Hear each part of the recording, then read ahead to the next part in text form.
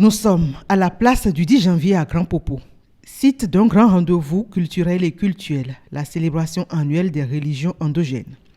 Sérieusement menacée pendant longtemps de disparition sous les eaux du fait de l'érosion côtière, la place est sauvée de justesse par des travaux d'urgence d'aménagement et de stabilisation de la berge sud du fleuve Mono.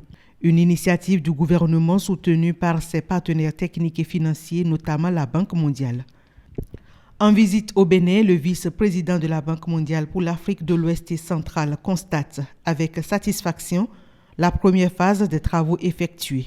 Pour les pays côtiers, l'érosion côtière constitue une menace pour les populations, pour les communautés, pour la sauvegarde des écosystèmes. Ce que nous venons de voir ici à Grand Popo est une manifestation concrète de ce que je viens de dire. Le gouvernement a saisi l'urgence de la question.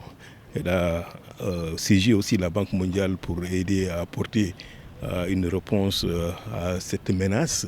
La Banque mondiale a répondu et bien entendu, ce qui a été fait est très encourageant. Mais la problématique est beaucoup plus grande et par conséquent, il faut travailler dans la durée pour apporter une solution qui permette à ce que ces communautés et cet endroit qui est si riche sur le plan culturel, puissent être protégés.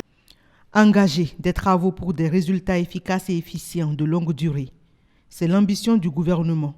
Une ambition totalement approuvée par la Banque mondiale. Nous allons continuer dans le cadre de notre partenariat à faire en sorte que nous supportons les populations et le développement touristique, le développement économique de manière générale de cette zone.